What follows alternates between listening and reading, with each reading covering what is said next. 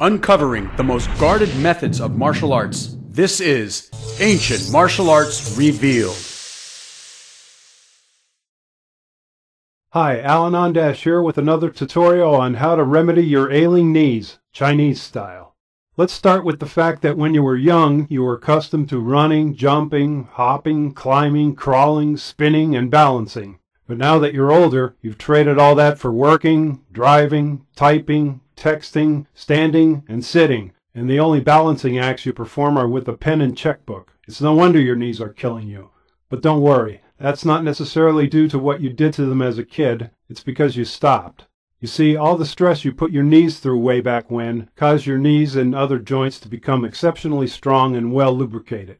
When joints undergo mild to moderate shock, the muscles that support them not only strengthen isometrically, but tiny fluid-filled sacs called bursae also serve to cushion the joints and keep them moving freely. But over time, bursa sacs can become worn out or dried out due to many factors including age, injury, overuse, and lack of proper fluids and nutrition. Whichever the cause, pain is usually the result.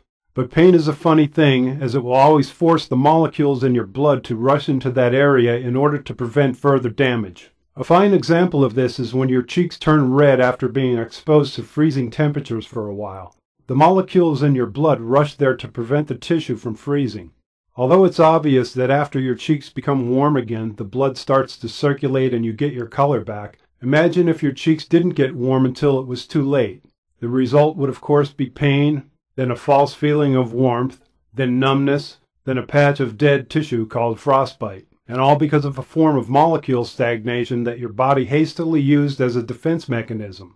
The molecule stagnation in your ailing knees, though not as rash as the effects of frostbite, is no less comparable. The blood simply can't get through there in order to facilitate circulation, and without circulation there is not only no replenishment of the bursa sacs, but also no healing. Therefore the key is to get rid of the stagnation.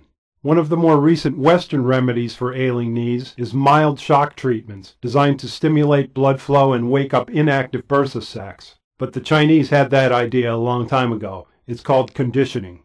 By lightly kicking a solid object, hitting yourself with a copper wire brush, or sliding a bamboo rod over the top and along the sides of your knees, you will actually increase circulation and in a short time become pain-free.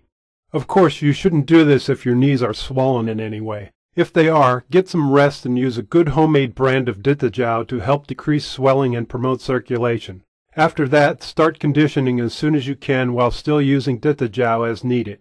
You can also add strength and flexibility training to your regular routine. However, before I demonstrate a few of my favorites, it's important to note that most normal knee therapy routines are not only well stabilized, but they tend to work the knees in risk-free linear fashions. But in real life, most of your everyday movements aren't so linear or risk-free. In fact, they put you in countless strange and off-balance positions throughout each day.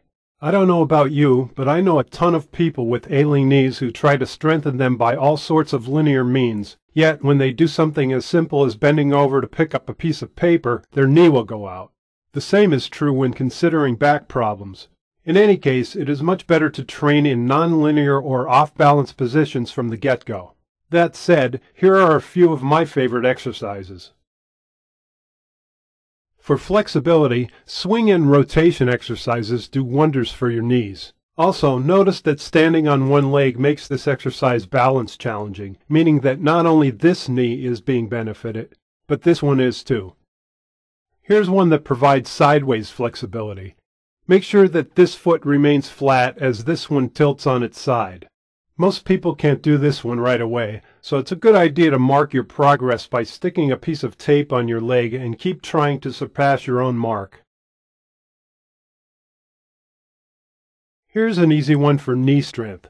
Steady yourself on something while bending both knees and hooking one foot lightly behind the ankle of the other leg.